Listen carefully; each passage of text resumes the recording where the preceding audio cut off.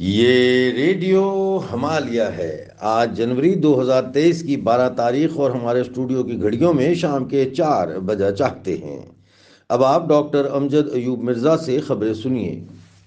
پاکستانی مقبوضات جموں کشمیر میں آٹا، gas cylinder, دوائیاں اور دیگر اشیاء خورد و نوش تقریباً ناپید ہوتے جا رہے ہیں۔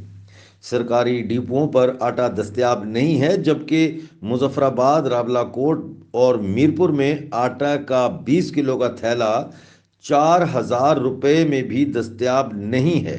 اسی طرح ڈڈیال میں آٹے کا کوٹا ختم ہونے کے بعد عورتیں اور بزرگ سارا دن آٹے کی تلاش میں در بدر پھر رہے ہیں، جبکہ عالمی بینک کے مطابق مہنگائی 53 سال کی بلند ترین سطح پر آ چکی ہے اور 1970 کے بعد پہلی دفعہ مہنگائی نے سابقہ ریکارڈ توڑ دیے ہیں۔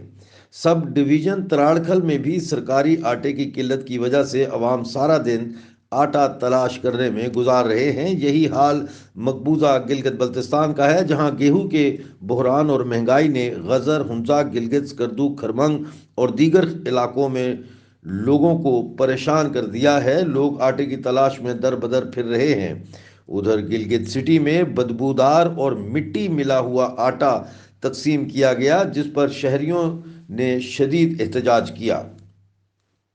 جوائننگ لیٹر جاری نہ کرنے پر گلگت کے بعد اب کھرمنگ میں بھی لیڈی ہیلتھ ورکرز نے احتجاج شروع کر دیا ہے۔ بلوچستان نیشنل موومنٹ کی انسانی حقوق کے ادارے کی سالانہ رپورٹ میں انکشاف کیا گیا ہے کہ سال 2022 میں بلوچستان میں پاکستانی مردود فوج نے 195 ایکسٹرا جوڈیشل کلنگز کی، جبکہ 629 افراد کو جبری طور پر لاپتہ کیا گیا اور 187 جبری لاپتہ افراد کو فوج کے قائم کردہ ٹارچر سیلوں سے آزاد کروایا گیا۔ سال 2022 جنوری میں فوج نے 15 بلوچ قتل کیے اور 92 بلوچ لاپتہ کیے۔ فروری میں 42 بلوچ قتل اور 92 جبری لاپتہ کیے گئے۔ اسی طرح مارچ میں 19 بلوچ قتل اور 62 لاپتہ کیے گئے۔ اپریل میں 39 بلوچ قتل اور 50 لاپتہ کیے گئے۔ مئی میں 5 بلوچ قتل اور 61 افراد جبری طور پر لاپتہ کیے گئے۔ جون میں 11 بلوچ قتل اور 26 بلوچ لاپتہ کیے گئے۔ جولائی میں 16 بلوچ قتل جبکہ 46 جبری لاپتہ کیے گئے۔ اگست میں 5 بلوچ قتل اور 55 جبری لاپتہ کیے گئے۔